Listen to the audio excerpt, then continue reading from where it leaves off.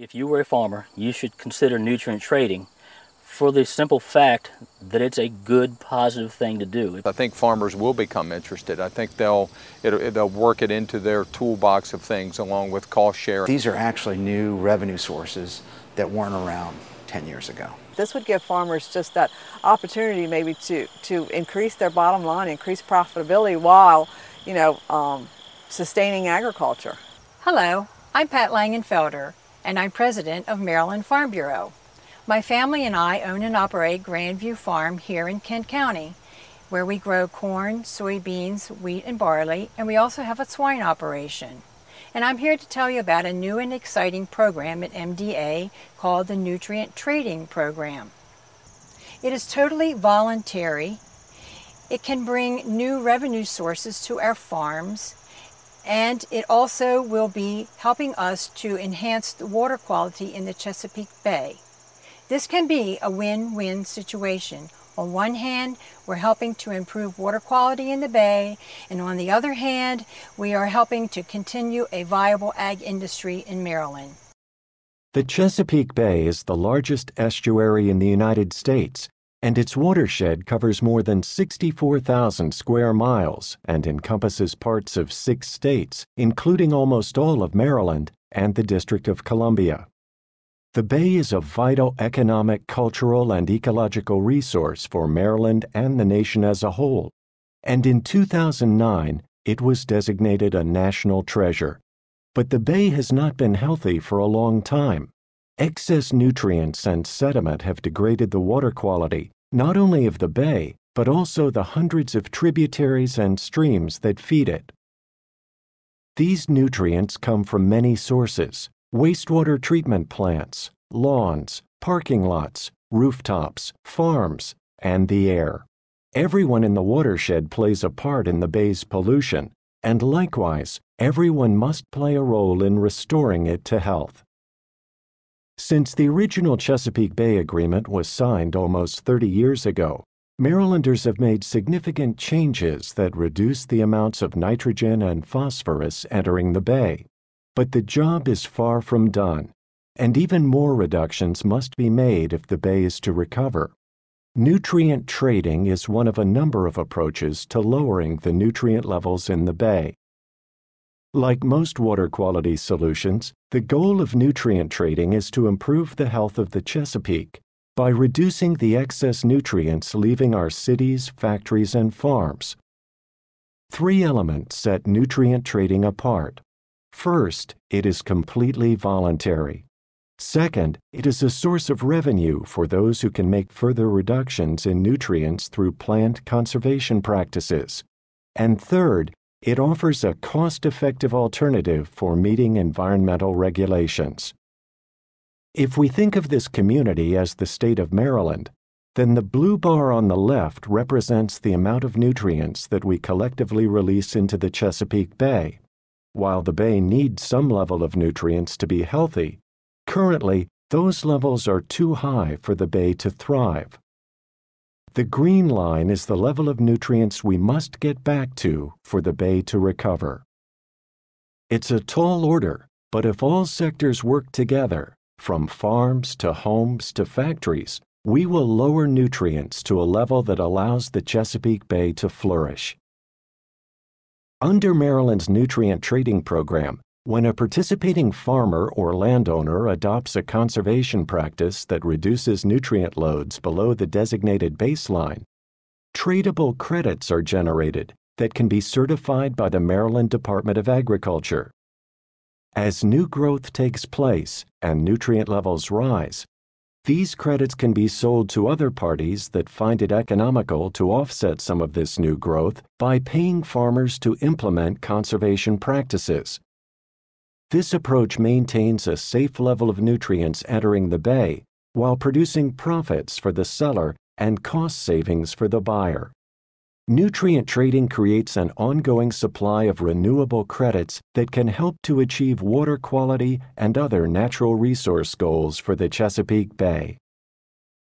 To get started, an interested farmer will likely contact a trusted advisor, such as a soil conservation district office or crop consultant. Together, They will assess his land and determine how his current nutrient load and existing conservation practices compare to the baseline for his segment of the watershed.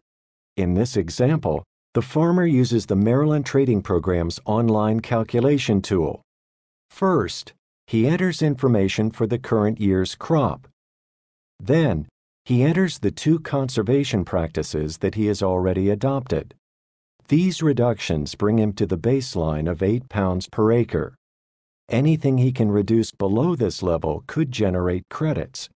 He then chooses cover crops and a water control structure, new conservation practices he has been considering, and learns that he could reduce his nutrient load by a total of 8 pounds of nitrogen per acre below the baseline. Once the Department of Agriculture has reviewed his calculations and approved the credits, he can bring them to the nutrient trading market to sell to an interested buyer. Like other free markets, farmers will have several ways to sell their credits. Credits can be sold directly to a buyer, or more likely, they will be sold through a third party. Often, such a broker or aggregator will work with a number of farms and manage the transaction with one or more buyers. These alternatives allow the farmer to participate in a way that makes the most sense for his or her operation. To most farmers, the process will feel similar to working with conservation cost-share programs. However, nutrient trading offers the farmer the potential to sell at a price that not only pays implementation costs, but also ensures a profit. And remember, participation is voluntary. You do the math, you make the choice. I'm Allison Howard. I work for the Queen Anne's County Soil Conservation in Centerville, Maryland, and my husband and I also own and operate an organic vegetable and grain farm in northern Queen Anne's County. Each conservation practice has a researched level of nutrient reduction that it can meet. At the Soil Conservation District, that's part of what we do these days, is to help farmers negotiate the whole trading tool. And it's fairly straightforward. It takes half an hour to 45 minutes of time. You can insert the benchmark, the existing conditions, into the computer, and then you can play with a lot of different scenarios on the planned part to see what's going to be easiest to install, what's the most cost effective, and then you balance that with how many credits you're going to trade. You can run a new scenario and say, oh, that'll generate 50 credits. Well, if I do this, it's only going to generate 25. So you can weigh out all of the different options to see what new practice is going to give you the most bang for your buck. Hi, my name is Buddy Hance. I'm a farmer and secretary of the Maryland Department of Agriculture. Maryland farmers have a long history of conservation practices on their farms. Given the resources, they have shown that they will step up and do everything necessary on their farms to protect water quality. The nutrient trading program is another tool that we can provide our farmers that we believe holds great promise. When I first saw this, I thought of all these opportunities because it has, the income potential.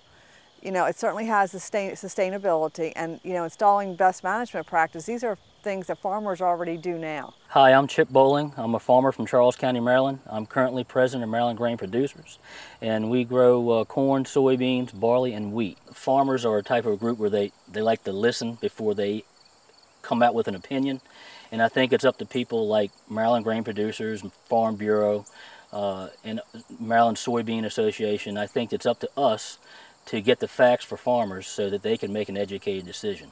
I really like a market-based approach to environmental solutions rather than just a regulatory approach. If farmers can be compensated for the investments that they make in best management practices, I think it's a win-win for everybody.